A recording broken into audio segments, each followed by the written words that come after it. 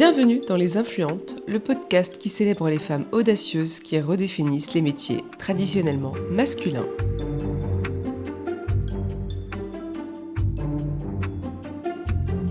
Aujourd'hui, je vous emmène dans l'univers de la menuiserie, un monde où le bois prend vie sous les mains de mon invité, qui a non seulement appris à dompter cette matière noble, mais qui a aussi dû se battre pour se faire une place et transformer sa passion en métier. Elle s'appelle Julie. Elle est donc menuisière, et derrière chaque coup de rabot se cache une histoire de persévérance. C'est dans son atelier, dont elle nous a ouvert les portes pour l'occasion, qu'elle nous raconte son histoire. Bonjour Julie. Bonjour Myriam. Merci d'avoir accepté mon invitation. Je suis ravie d'être avec toi aujourd'hui, surtout qu'on est dans ton atelier. Avant de rentrer dans le vif du sujet, petite question que j'aime bien poser au début. Quand tu étais petite, est-ce que tu savais ce que tu voulais faire une fois grande ? Pas du tout. Pas du tout. Non. Donc, mais tu avais quand même ce petit, tu me disais tout à l'heure, tu un peu une artiste. C'est âme artistique, ouais. Donc tu savais que tu allais être, t'allais te lancer un peu dans l'art ou en tout cas un métier en relation avec l'art, mais tu savais pas. Pas quoi, mais oui, effectivement. Et donc du coup, tu as fait quoi comme études Raconte-nous ton parcours. J'ai commencé par une école de danse sur Nantes. J'étais en 4e.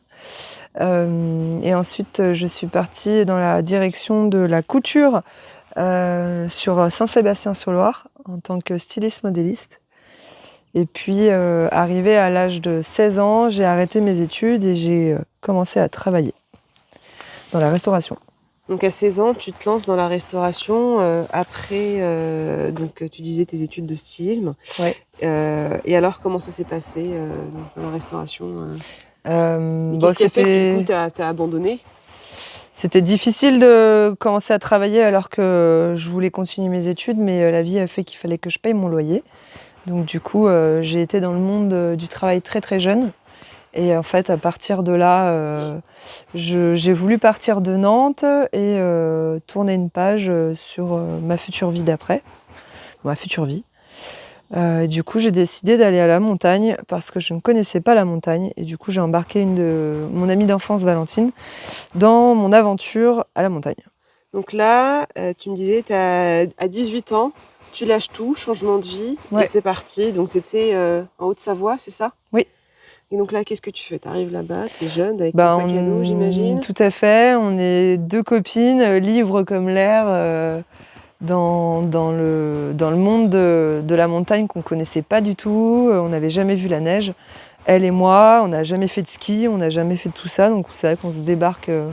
on débarque dans un monde qu'on ne connaît pas. Et en fait, on rencontre du monde sur notre route et on pose nos valises à Avoria pendant toute une saison d'hiver. Okay. Donc là, tu es toujours dans la restauration ? Ouais, toujours. Pour commencer ? Toujours.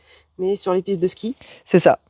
Et alors, du coup, comment ça se passe ? Super expérience. Du coup, on continue les saisons, 1, 2, 3, 4, et ça se poursuit. Valentine quitte l'aventure parce qu'elle décide de revenir sur Guérande, notre région de base. Et moi, je continue dans le monde de la restauration parce que je rencontre quelqu'un et je tombe amoureuse. Donc du coup, je reste à la montagne. Et puis j'y étais bien en fait à la montagne. Et là, donc la personne que tu rencontres à ce moment-là, il est menuisier. Il est menuisier. Donc c'est là que commence un peu ton histoire avec la menuiserie. Enfin, les menuisiers, moniteurs de ski et moniteurs de planche à voile. Ils touchent un peu à tout. Ils touchent un peu à tout. Comme exactement. Toi, au final. Oui. Donc, tu vas nous raconter après, tu as un parcours assez riche, tu as vu de tout. Donc aujourd'hui, tu as 34 ans, oui. Maman d'une petite fille. Oui. Et tu as quand même déjà eu pas mal de vie. Donc vas-y, raconte-nous. Donc là, tu as rencontré ce fameux menuisier. Ouais. Je rencontre Johan qui m'embarque dans son aventure de retaper son appart. Du coup, j'apprends un peu le monde du bâtiment. Du coup, hyper chouette. Je me rends compte que les travaux manuels me plaisent beaucoup. Il me laisse toucher à tout, donc ça c'est aussi hyper cool. Johan, il retapait les chalets en Haute-Savoie pendant l'intersaison. L'hiver, moniteur de ski, et du coup, l'été, moniteur de planche à voile. Et en fait, les intersaisons nous permettaient de réaliser des travaux et de toucher un peu à tout. Financièrement, c'était intéressant parce que du coup, on arrivait toujours à trouver des chantiers tous les deux. Et on travaillait sur le village du Défi Wind, qui est un événement de planche à voile qui se trouve à Gruissant tous les ans. Et on réalisait des villages éphémères. Ok. En fait, une fois qu'on a réalisé le village, Ouais. le pourquoi du comment cet événement se crée, c'est qu'en fait, le Défi Wind, c'est le plus gros événement de planche à voile en France, qui permet de faire une course de planche à voile, en fait. D'accord. Du coup, on vient accueillir beaucoup de monde, parce que là, je te parle de ça, on est en 2015, et il y a déjà 1000 véliplanchistes qui viennent faire la course du Défi Wind, du coup. Et donc toi, tu t'occupes du coup avec ton compagnon de l'époque Ouais. du coup du montage. Ouais, tout à fait. Donc là, Pendant un mois. Pendant un mois, donc là il y a tout à monter, tout à construire. Tout à construire, tout à monter, exactement. L'événement se passe et pareil, faut tout déconstruire après. du coup ce projet-là. Et c'est ça qui est cool, c'était le village éphémère, c'est que une fois fini, on est sur un parking vide et il y a eu un bel événement pendant un mois et demi et du coup, voilà. Et donc là, t'as pas encore fait d'études de menuiserie? Non, pas encore. Tu t'es formée un peu sur le tas? Ouais. T'as appris toute seule, enfin il t'a appris un peu le métier? Ouais, carrément. Et là, ça a été un peu une révélation pour toi? C'est vraiment ce que t'aimes faire et... c'est vraiment ce que j'aime faire parce qu'en fait, l'avantage de cette période-là, c'est que ça m'a permis de toucher à tout. Et en fait, je quitte la Haute-Savoie et je retourne dans la région de Guérande. J'achète ma maison. Ouais, je reviens par chez moi. J'achète une maison à Bas-sur-Mer que je retape. Et du coup, avec toute cette expérience que j'ai eue avec lui, avec ma vie d'avant, m'a permis en fait de retaper toute ma baraque toute seule. Et du coup, à partir de là, j'ai passé mon diplôme de CAP menuiserie. Donc là, t'es arrivée en Haute-Savoie, t'avais 18 ans. Ouais. Il s'en est passé quelques années. 10 ans. 10 ans. Donc, quand tu reviens à Guérande, donc par chez toi, t'achètes ta maison, t'as 27-28 ans. J'ai 27 ans. 27 ou 28, je sais plus. À peu près. Et donc là, nouvelle aventure, nouvelle vie. Ouais, tout à fait. Tu retapes cette baraque toute seule. C'est ça. Comme une grande. Donc ça a dû te faire une sacrée expérience. Ouais, carrément. Après, c'était pas non plus des gros travaux, mais une belle aventure. T'étais vraiment toute seule ou t'as fait appel Alors, j'ai eu des amis qui sont venus m'aider pour physiquement déjà, pour porter les plaques de placo, les rails, tout ça. Et puis voilà, ensuite, le Covid est arrivé et j'ai voulu absolument trouver autre chose à faire de ma vie parce qu'entre-temps, j'ai passé un diplôme de maître-nage où j'ai juste utilisé mon diplôme pendant 2 ans et en fait, je me suis rendu compte que c'était pas du tout pour moi. Alors, c'était plus un boulot alimentaire, du coup ? Oui.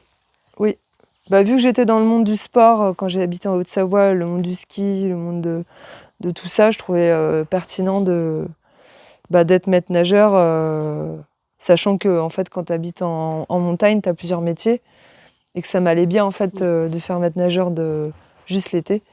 Et ça permettait aussi de faire des cours particuliers, d'avoir toute une pédagogie aussi avec les gens qui était chouette, parce que du coup, il y a aussi ce côté d'échange où tu es là pour l'autre et tu essaies de lui apprendre à nager, tout simplement. C'est bête à dire, mais le fait de pouvoir l'aider, aider les gens, du coup, j'ai trouvé ça vraiment chouette. Donc, tu aimes bien transmettre.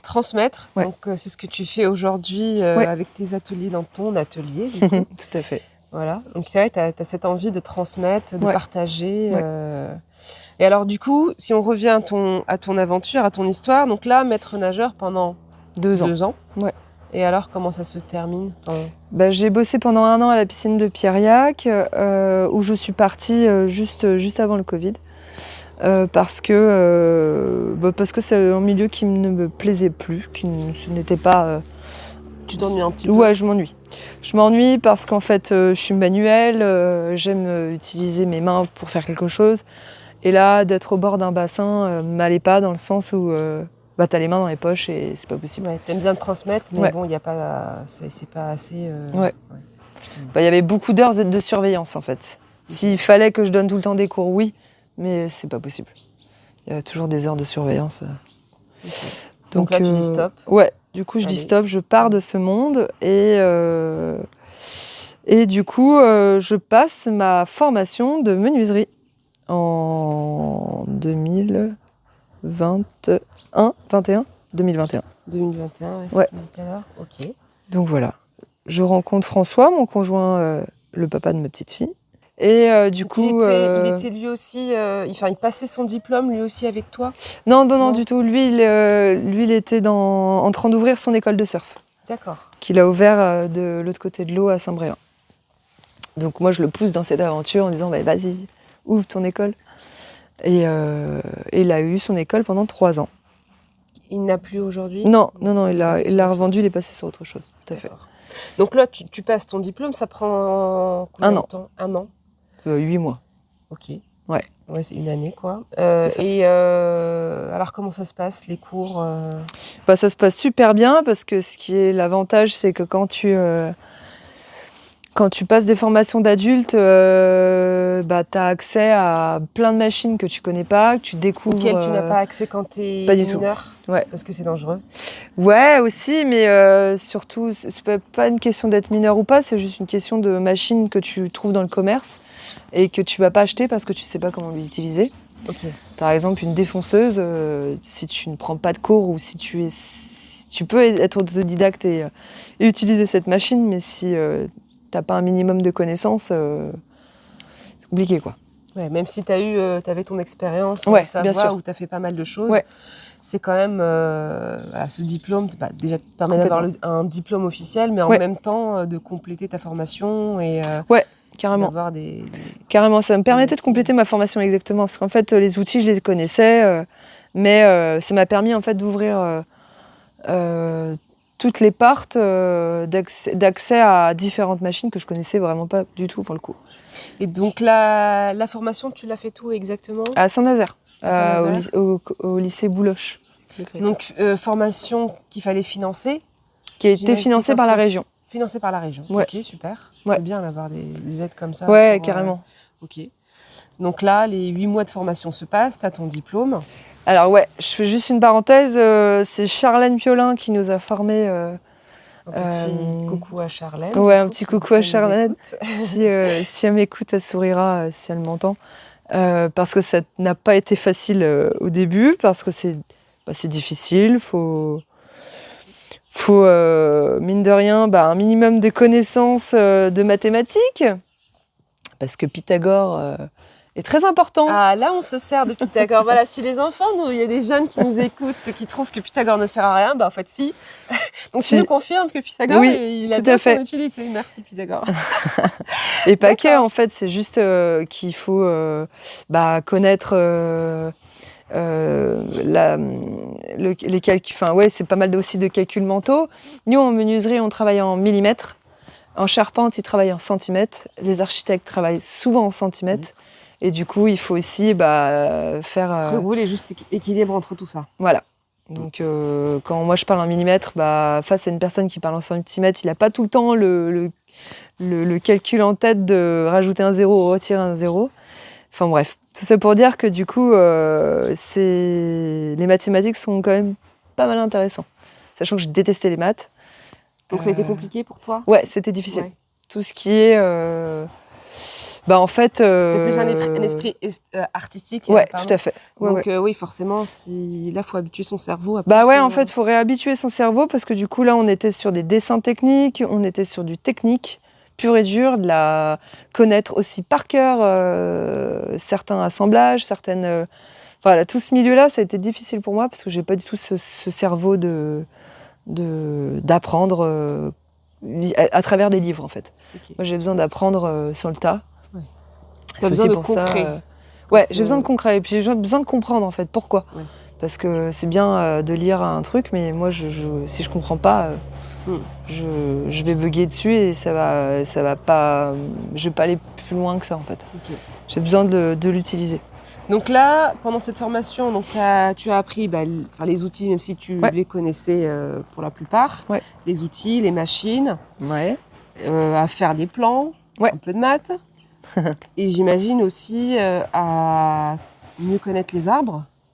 Alors pas trop, parce qu'en fait, vu que c'est une formation qui est en 8 mois, une formation d'adulte, c'est hyper court. C'est très court. C'est long, mais c'est court. En fait, aujourd'hui, je pense que ça a changé. Il y a plus d'heures de stage. Mais en fait, tu as 1, 2, 3 fois, je me souviens plus, mais je crois que c'est 3 fois 2 semaines en stage de découverte dans les entreprises. Et en fait, quand tu fais des stages dans les entreprises, ils te mettent pas un ciseau à bois dans la main, et ils te font pas trop découvrir le métier de la menuiserie, en fait, je trouve. Enfin, pour mon expérience personnelle, j'ai découvert autre chose que le bois. J'ai découvert le placo, j'ai découvert les fenêtres, j'ai découvert tout ce que je voulais pas découvrir, en fait. D'accord. Parce que la menuiserie, ce que j'expliquais tout à l'heure, c'est que la menuiserie, tu as de la pose de fenêtre, tu as de la pose de placo, tu as de la pose de sol, tu as des escaliers, tu as des meubles, tu as des dressings, tu as des cuisines, bref, tu as 150 000 en fait, possibilités. Et que ce diplôme-là m'a permis en fait, d'utiliser toutes ces portes-là, mais en fait, faut que tu te diriges vers un seul métier, en fait, parce que du coup, c'est plein de métiers dans un métier. Et du coup, moi, je me suis dirigée vers le métier du bois pur et dur. C'est vraiment le bois qui t'intéressait, de travailler cette matière vivante. Tout à fait. Mais il faut quand même un minimum de connaissances. Il faut un minimum de connaissances, Il faut quand même connaître les arbres. Tu nous expliquais tout à l'heure. Alors du coup, ça c'est plus de l'expérience personnelle où je me suis intéressée. Donc, tu t'es auto-formée. Voilà, je me suis auto-formée. Donc en fait, tu es autodidacte hein, sur beaucoup de choses. Hein.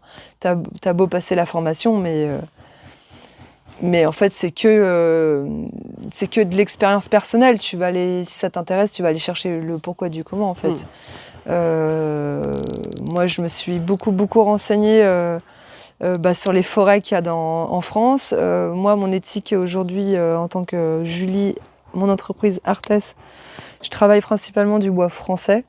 Pourquoi tel et tel bois ? Pourquoi pas des bois exotiques ? Parce que je pars du principe qu'on a suffisamment d'arbres en France pour éviter d'aller travailler avec des bois qui viennent de l'autre bout de la planète. Ça m'intéresse pas en fait.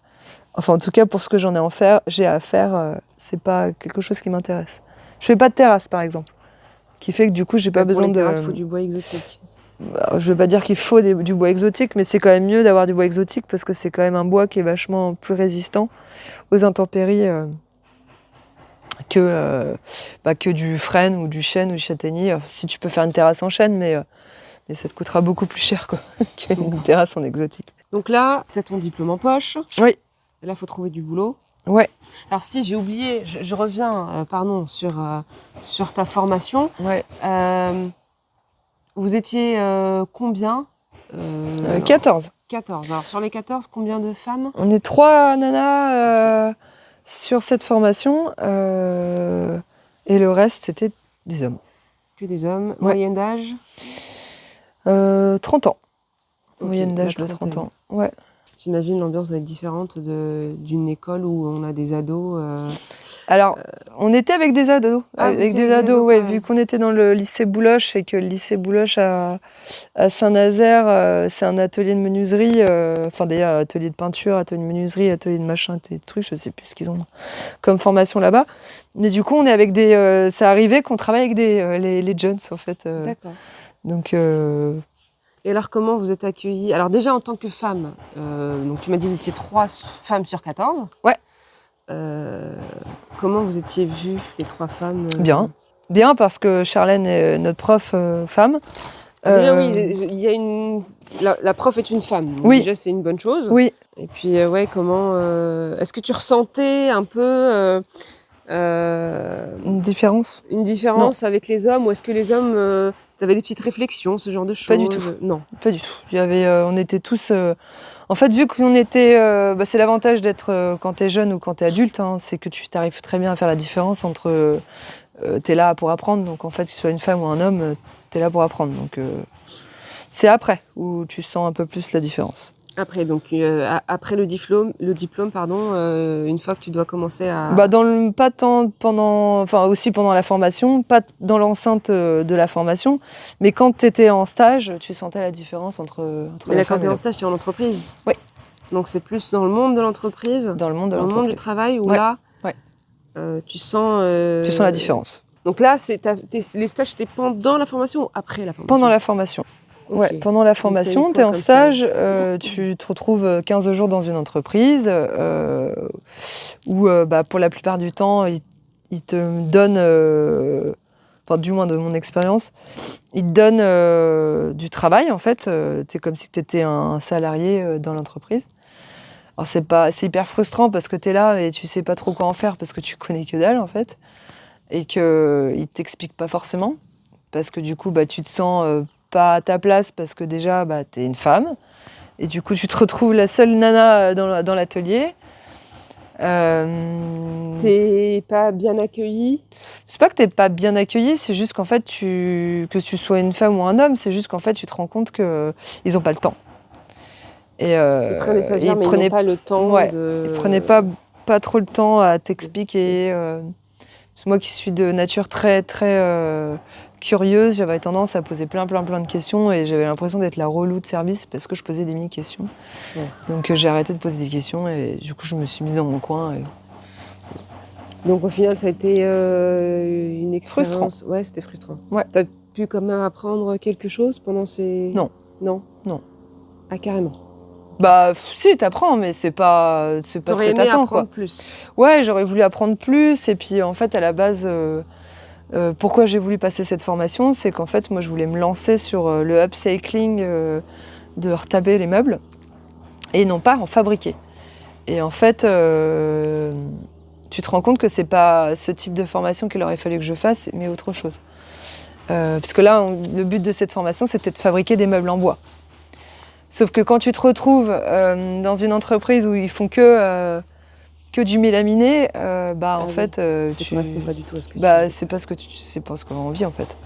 Mais j'imagine que alors c'est toi qui as choisi l'entreprise pour le stage ou c'est là? Oui. Et puis j'imagine que t'as pris ce que t'as trouvé. C'est ça. Ouais, t'as pas. C'est ça. Après, il se dit bois, mais en fait, tu te rends compte qu'ils font pas du tout de bois. Ouais, en fait, le monde du bois est assez vaste, il y a de tout. Ouais, il y a de tout, exactement. Et ça a été compliqué de trouver un stage? Parce que du coup, tu as dû le trouver toute seule? Alors, compliqué, non, ça n'a pas été compliqué. Alors oui, j'ai dû aller chercher toute seule, mais alors compliqué, non. Après, on est dans une région où il y a quand même pas mal de boîtes de menuiserie, donc du coup, en fait, ça n'a pas été compliqué en soi. Mais du coup, pourquoi tu n'as pas trouvé plutôt une entreprise qui bosse dans ce que tu veux? C'est ce que je pensais. Ah, tu sais que tu pensais... Ouais, c'est ce que je pensais. Tu pensais être dans la bonne entreprise, et en fait, pas du tout. Ouais, c'est ça. D'accord. Ah oui. En fait, tu te rends compte que tu travailles très peu le massif parce que le monde du bois, c'est cher, c'est beaucoup de temps. Et quand tu découvres les entreprises de menuiserie dans la région ou d'ailleurs tout court, ils vont pas proposer du bois massif parce que tu as 50% de perte de bois. Donc quand tu achètes un arbre, faut retirer tout l'aubier, toute la partie qui n'est pas utilisable du coup. Donc c'est de l'argent foutu en l'air. C'est énormément de temps de fabrication, de transformation en fait. Du coup, les gens, ils ont tendance à plus travailler sur du médium ou du mélaminé ou du stratifié. Parce que c'est plus rentable. Parce que c'est plus rentable, ouais. Okay. Ouais, et puis c'est droit en fait. Du coup, tu viens, c'est beaucoup plus facile. Et puis, qui dit plus facile dit plus d'argent. Gain de temps, donc gain d'argent. Ouais. Ok. Tout à fait. Donc tu es un peu frustrée de ton stage, ça correspond pas du tout à ce que tu pensais? Pas du tout. T'as fait combien de stages, Télus? 2 ou 3. Non, j'ai fait 3 boîtes différentes. 3 boîtes différentes. Ouais. Et donc du coup, avec les autres boîtes... C'était pareil en fait, tu te rends compte que... Donc l'entreprise ne correspond pas à ce que tu avais imaginé? Non. Et pareil, c'était pas tant l'entreprise, c'est le monde de la menuiserie qui n'était pas du tout le monde qu'on imaginait en fait. Ouais, c'est ça. Et au niveau de l'accueil, Alors, en tant que stagiaire, tu t'es un stagiaire, hein, clairement. Donc, dans les 3 boîtes, c'était pareil? Ouais. On ne prenait pas le temps de t'expliquer, non, pas de du te tout. former? Pas du tout. En fait, les gens n'ont pas le temps. D'accord. Non. C'était quelle taille d'entreprise? Des petites PME? Des petites, des petites entreprises. Donc, il y avait quoi? Des moyennes entreprises, parce qu'en moyenne, c'était 15 à 30 employés. Et la dernière boîte que j'ai fait, oui, c'est ça. La première boîte, ils étaient 3, petite entreprise. Et en fait, pour le coup, première boîte que j'ai fait, ils faisaient que du placo. Ah. Donc, pas du tout ce que j'avais envie. Ils m'avaient vendu autre chose. Quand j'avais fait mon entretien, ils m'avaient pas du tout. Donc, ils t'ont vendu du rêve pour que tu viennes. Tout à fait. Et une fois que tu es là, ils ne prennent quand même pas le temps non. De te former. Non. C'est dommage. Ouais, c'est dommage. Et tu penses qu'ils n'ont pas pris le temps parce que tu étais une femme ou tu aurais été un homme, ça aurait été pareil? Non, je pense que c'est... S'ils ne voulaient pas de femme, ils t'auraient pas prise. Oui, exactement. Après, non, ça n'a rien à voir avec la femme ou l'homme, en fait. C'est juste que tu te rends compte que les gens, ils n'ont pas de temps, en fait, tout simplement. C'est rentabilité, argent. Pourquoi ils prennent des stagiaires dans ces cas-là? Bien sûr. Après, c'est des stages de 15 jours, tu me dis à chaque fois? Ouais, alors, parce que dans la formation, en fait, tu te rends compte que dans les entreprises, il y a beaucoup de stagiaires jeunes qui passent leur diplôme menuiserie. Et en fait, ils sont formés pour devenir, pour en faire leur métier, en fait. Donc ils sont là, c'est des apprentissages, en fait. Ils sont là beaucoup plus de temps que nous, en fait. Après, c'est hyper frustrant quand tu fais des stages de 15 jours parce qu'en fait, tu vois rien et en même temps, tu vois beaucoup de choses. Donc, tu vois en tout cas ce que tu n'auras pas le temps d'approfondir. Complètement. Et puis en fait, dans les entreprises où j'étais, j'ai fait de la pose. Et en fait, tu as les menuisiers à l'atelier qui fabriquaient. Et nous, on posait. Sauf que du coup, c'est hyper frustrant pour le menuisier qui l'a fabriqué ou les menuisiers qui l'ont fabriqué. Ils ne voient pas forcément le final de leur projet, en fait, parce que c'est pas eux qui le posent. Donc du coup, c'est hyper frustrant, en fait. Okay. C'est ça que... C'est aussi pour ça que je me suis mise à mon compte. Donc là, si on revient à ton parcours, donc tu as fait tes 3 stages, ouais. Ta formation est terminée, ouais. Diplôme en poche, ouais. Et là, il faut trouver le premier job.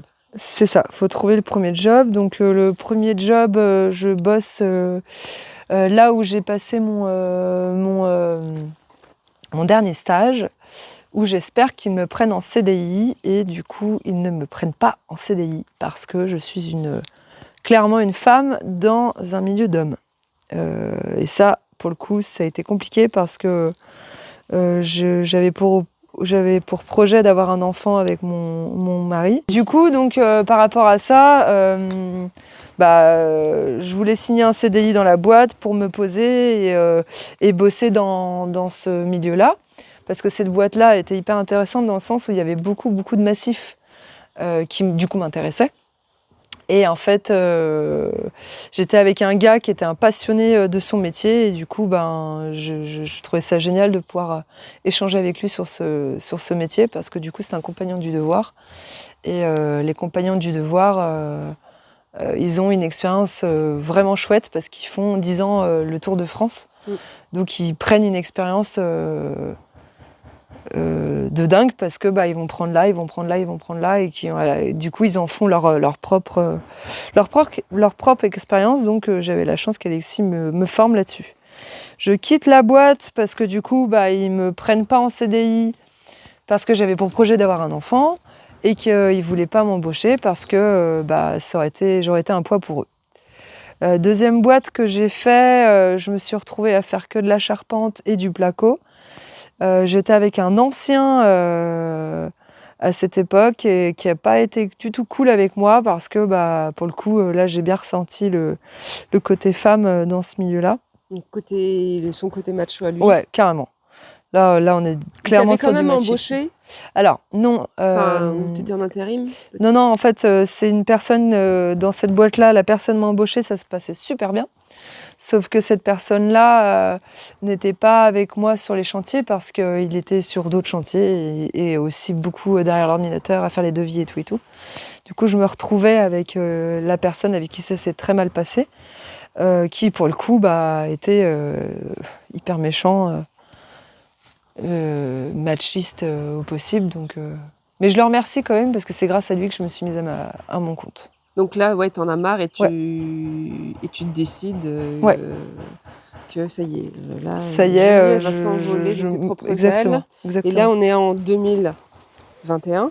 21, 22. On arrive en 2022, ouais. On est en janvier 2022, là. Et là, tu décides de te lancer à ton propre compte. Tout à fait. Donc tu crées ta micro-entreprise. Le temps d'une pause naît, où je la garde pendant 1 an.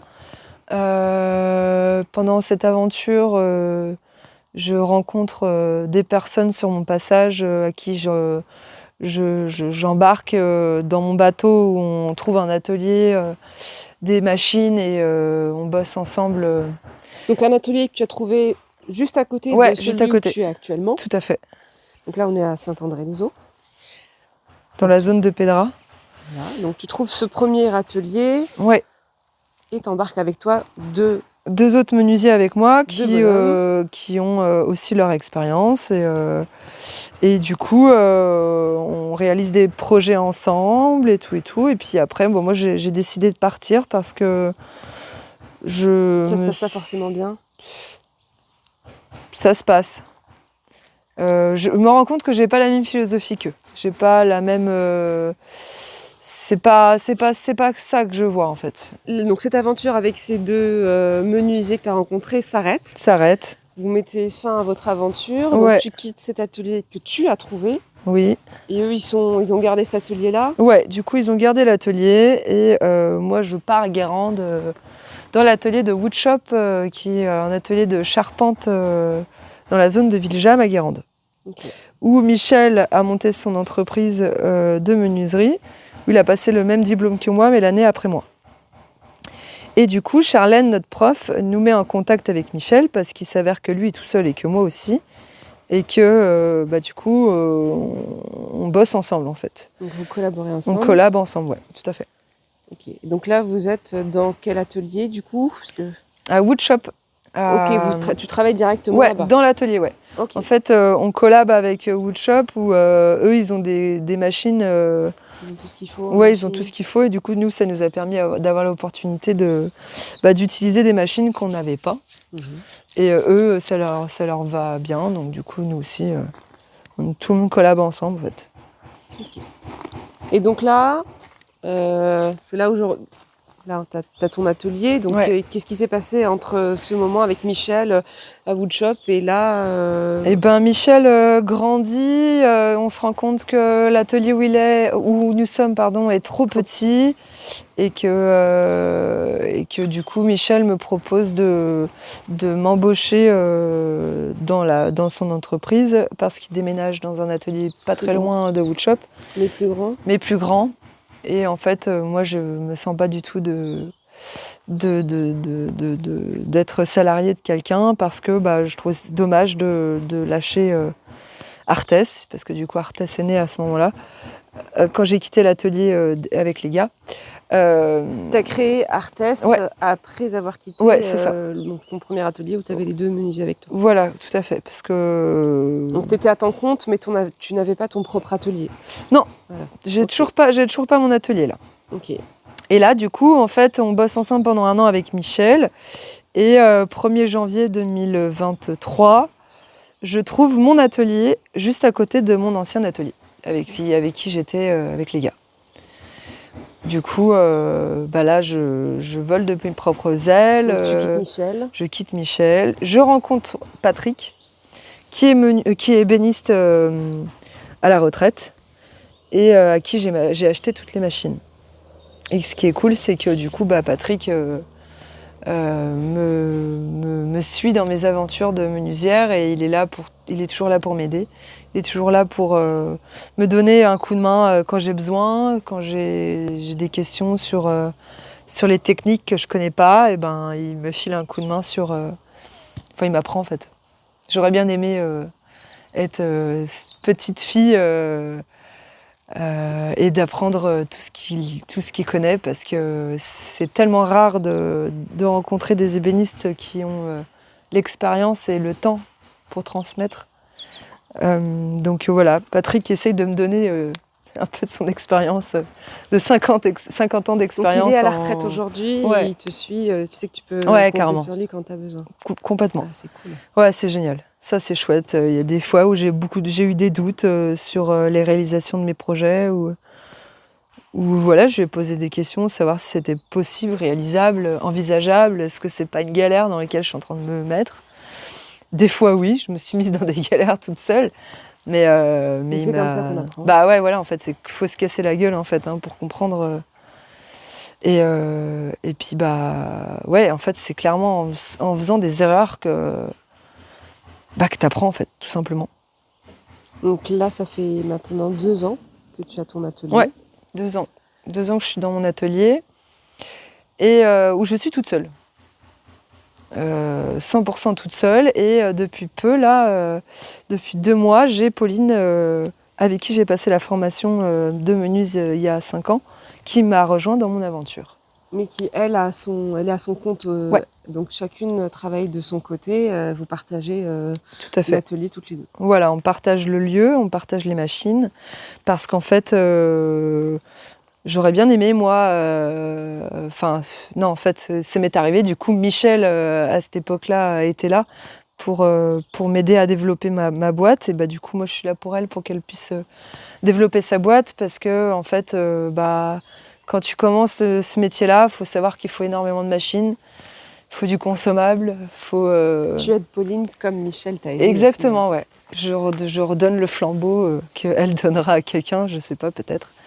Mais en tout cas, je trouve que il y a aucun concurrent dans nos métiers. Parce qu'on est, on se serre les coudes. On n'est pas là pour se mettre des bâtons dans les roues, on est là pour s'entraider, en fait. Et je remercie Michel encore, parce que c'est quelqu'un qui sera toujours et sera toujours là pour moi sur mes projets futurs. Et il a toujours cru en moi et je trouve ça trop cool parce que du coup, c'est lui qui m'a poussée à pas lâcher, en fait. Donc tu as eu une galère Oui. sur un projet. Ouais. Michel t'a beaucoup aidé. Ouais, Michel m'a soutenue en me disant Julie, lâche pas, c'est pas parce qu'il t'est arrivé une galère dans ta boîte que tu vas lâcher. À savoir que quand tu es à ton compte en tant que menuisière, tu es comptable, tu es aussi dessinatrice, tu fais des plans 3D, tu dois prendre des mesures, tu es aussi commercial, tu es aussi... t'es multitâche. Et en fait, moi, je suis pas du tout commerciale. J'ai un peu de mal à mettre en avant et... Maintenant, c'est différent parce que j'ai un peu plus d'expérience et je sais un peu plus où je vais et j'ai plus d'expérience et j'ai pris confiance en moi aussi, bien sûr. Et en fait, je me suis rendu compte qu'avec toute cette expérience, qui est pas beaucoup, mine de rien, parce que c'est que 5 ans, mine de rien, en regardant derrière soi, je dirais peut-être pas la même chose dans 5 ans, mais je pense que il faut pas... En fait, faut s'écouter. Je trouve qu'on a tendance à écouter beaucoup les gens. Fais pas ci, fais pas ça, fais pas comme ci, fais pas comme ça. Et je pense qu'il faut vraiment s'écouter et aller au bout de ce que tu as décidé de faire, en fait. Et si tu sens que c'est comme ça, fais-le. Mais faut arrêter de se faire influencer par les gens parce que du coup, c'est là où tu te casses la gueule. Tu te dis putain, j'aurais dû m'écouter. Et c'est souvent arrivé, en fait, ce genre de galère. Donc en fait, si t'as un conseil à donner aujourd'hui, s'écouter, se faire confiance, garder tête haute et pas se laisser marcher dessus. Parce qu'on a tendance à se laisser marcher dessus à des moments parce que c'est pas parce que t'es petite entreprise que t'es une merde, tu sais pas faire. Moi, ça m'est arrivé avec un client qui j'ai pas... Et je suis fière de moi parce que du coup, j'ai pu dire non. Savoir dire non, c'est important aussi. Ouais. C'est important parce que faut pas prendre n'importe quoi comme chantier. Faut arrêter de dire oui à tout. Et tu dis oui quand t'as besoin d'argent et en fait tu te rends compte que du coup tu te fous toute seule dans la merde parce que du coup t'es pas multitâche, en fait. Moi, je sais pas faire les portes, par exemple. Je suis pas bonne à faire les portes. C'est pas mon truc. Je suis pas bonne à faire des terrasses. C'est pas mon truc non plus. Moi, mon Artes, c'est la fabrication de meubles en massif. C'est l'art du bois. C'est ma petite touche personnelle. Mon travail. Pour ma petite touche personnelle, quoi. Si tu bosses avec moi, tu sais pourquoi tu bosses avec moi. Je suis dans l'humain aussi. J'adore partager mon métier avec mes clients. Il faut que le contact passe aussi. Si le contact ne passe pas, je ne continuerai pas le projet. Il faut que la personne elle me fasse confiance. Si la personne ne me fait pas confiance, j'arrête complètement le projet. C'est pour moi main dans la main. On travaille ensemble, main dans la main. Et voilà. C'est ça qui est cool aussi, c'est qu'aujourd'hui j'ai des super clients et qui me font confiance et du coup en fait le fait de se faire confiance, je fais des belles choses parce que du coup ils te font confiance. Et c'est là où c'est génial, c'est que du coup tu te laisses t'exprimer, t'écoutes ton petit toi intérieur et du coup tu te laisses embarquer dans mon âme artistique qui fait que du coup tu réalises vraiment des belles choses, quoi. Merci Julie d'avoir partagé ton expérience avec nous. Peut-être un dernier petit mot pour les femmes qui veulent se lancer dans la menuiserie, qui n'osent pas parce qu'elles pensent que la menuiserie c'est pour les hommes. Est-ce que tu aurais un dernier petit conseil à leur donner ? En fait, depuis que j'ai ouvert ma boîte, j'ai eu énormément de coups de fil de nanas qui voulaient faire des stages chez moi. Et j'ai trouvé ça super chouette parce que tout le même discours, je peux pas, je suis pas capable. En fait, si vous êtes toutes capables, comme moi j'ai été capable, tout le monde peut devenir menuisière. Il n'y a aucun souci là-dessus, ça c'est clair. Je vous invite à passer le cap parce que c'est une super expérience et en fait on se rend compte que faut bien s'entourer de personnes qui croient en vous parce que c'est comme ça qu'on avance en fait. Moi j'ai Patrick, Michel qui ont cru en moi et du coup je les remercie d'être là dans ma vie parce que je suis pas toute seule du coup. En fait t'es jamais toute seule. Et donc tu disais tu fais des ateliers. Ouais. J'ai mis en place des ateliers. Mis en place des ateliers qui durent 3-4 heures, tu ouais, disais. une demi-journée pour découvrir les métiers du bois, la sculpture. J'utilise pas de machine électrique, c'est que des outils main qui permet en fait de travailler avec l'élément du bois, être en contact avec cette matière qui est chouette parce qu'on peut la sculpter comme on le souhaite. D'ailleurs, en ce moment, on entend Frédéric derrière. Je ne sais pas si on va l'entendre pendant tout l'enregistrement. On entend Frédéric qui travaille son morceau de bois. Ouais. Donc, c'est des ateliers que tu proposes, qu'on peut retrouver du coup sur ton site, sur ton site à toi. Site web. On mettra les liens du coup. Ouais, carrément. Sur Instagram. Je travaille en collaboration avec Weekendoo qui me permet en fait ça te permet de t'inscrire en fait. Les gens te retrouvent du coup via cette plateforme. Ouais, ou autrement vous me passez un coup de fil, il n'y a pas de souci, on trouve un créneau, je mets en place. L'avantage de Weekendoo, c'est qu'il y a un calendrier qui est directement mis en place et où on voit les cours à dispo. On voit les dispos, ouais, on voit les dispos et je propose les vendredis et les samedis des ateliers à l'atelier. Merci beaucoup Julie. De rien. Je te souhaite une bonne continuation. Merci. Pour ce magnifique projet. Félicitations, hein, c'est vraiment sympa ce que tu as mis en place. Et je te souhaite que ça réussisse, que tu continues comme ça dans ton beau rêve que tu as pu réaliser. Merci. Cet épisode touche à sa fin. Merci d'avoir écouté Les Influentes. N'oubliez pas de vous abonner sur Spotify, Deezer, Apple Podcasts et autres plateformes. Retrouvez-moi également sur le compte Instagram Les Influentes ou encore sur YouTube. Si toi aussi tu exerces un métier essentiellement masculin et que tu veux devenir une influente en partageant ton expérience à mon micro, n'hésite pas à me contacter par message sur le compte Instagram Les Influentes. À bientôt et d'ici là, portez-vous bien.